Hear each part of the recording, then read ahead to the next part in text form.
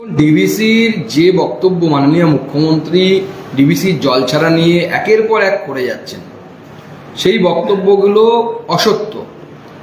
উনি এতদিন পরে প্রধানমন্ত্রীকে চিঠি দিয়ে জানাচ্ছেন যে উনি নাকি কিছুই জানতেন না, বা পশ্চিমবঙ্গ রাজ্য সরকারকে নাকি কিছুই জানানো হয়নি ডিভিসির জল ছাড়া প্রকল্পে, জল ছাড়া নিয়ে। কিন্তু 17 তারিখে ওনারই পশ্চিমবঙ্গ সরকার ওনার নির্দেশে সমস্ত জেলাগুলোকে চিঠি দিয়েছে ডিভিসি জল ছাড়বে, আপনারা প্রস্তুত হন। একই মুখে এইভাবে পরস্পর স্ববিরোধী কথা উনি কিভাবে বলতে পারেন? শুধু তাই নয়, আপনারা অপেক্ষা করুন, তথ্য প্রমাণ বেরোচ্ছে যে ডিভিসি যে পরিমাণ জল ছেড়েছে সেই জলের জন্য পশ্চিমবঙ্গে বন্যা হয়নি। মুখ্যমন্ত্রী মমতা বন্দ্যোপাধ্যায়ের নির্দেশে পশ্চিমবঙ্গের বাঁধগুলি থেকে জল ছাড়ার জন্য পশ্চিমবঙ্গের বিস্তীর্ণ এলাকায় বন্যা হয়েছে।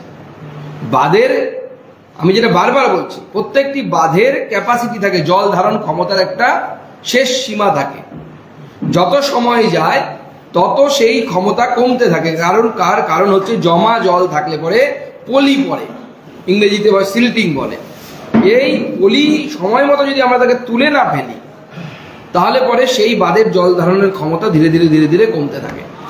পশ্চিমবঙ্গের বাঁধগুলোতে সমস্ত নদী, কংসাবতী থেকে শুরু করে যত বাঁধগুলো আছে আমাদের, প্রত্যেকটি বাঁধের পলি জমে জমে বাঁধের জল ধারণ ক্ষমতা কমে গেছে, অনেক কমে গেছে।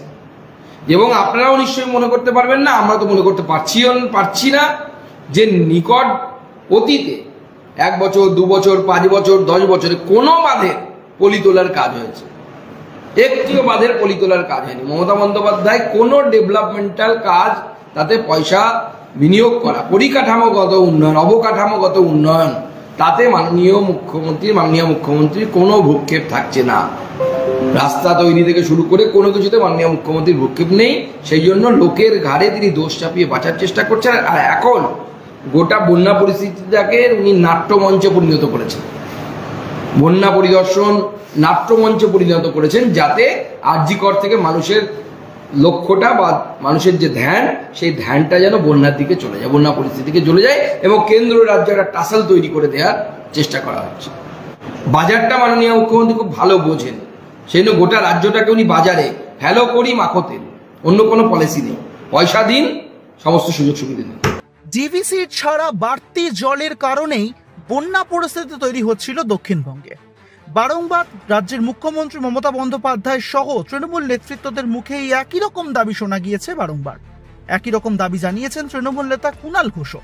কিন্তু এবার সম্পূর্ণ চিত্রটাই হয়তো বদলে যেতে চলেছে, কারণ এমনই মন্তব্য করলেন কেন্দ্রীয় প্রতিমন্ত্রী তথা বিজেপি নেতা সুকান্ত মজুমদার। তিনি বললেন, ডিভিসি যে জল ছাড়বে তা আগে ভাগেই রাজ্যকে জানানো হয়েছিল, সেই মোতাবেক জেলা প্রশাসন কাজও করেছিল। আর এখানেই শেষ নয়, পাশাপাশি এও দাবি করা হয়েছে যে বাড়তি বন্যা পরিস্থিতির জন্য দায়ী রাজ্যের মুখ্যমন্ত্রী মমতা বন্দ্যোপাধ্যায় নিজেই, কারণ রাজ্যে একাধিক নদী, সেই সকল নদীতে দীর্ঘদিন ধরে ড্রেজিং হয়নি। অর্থাৎ যে নদীগুলি যতটা জল ধারণ ক্ষমতা ছিল, সেই জল ধারণ ক্ষমতা এখন আর সেই নদীগুলির নেই। ফলে ডিভিসি জল ছাড়ার কারণে বন্যা হয়নি, বন্যা হয়েছে শুধুমাত্র মমতা বন্দ্যোপাধ্যায়ের গাফিলতির কারণে। এমনই মন্তব্য করেছেন সুকান্ত মজুমদার। আর এরই পাশাপাশি তিনি বলেছেন যে গোটা প্রশাসন এবং সরকারের ব্যবস্থাকেই বাজার হাট করে দিয়েছেন মমতা বন্দ্যোপাধ্যায়। পয়সা দিলে তবেই কাজ হবে। ব্যুরো রিপোর্ট, এক ঝলকে মিডিয়া, কলকাতা।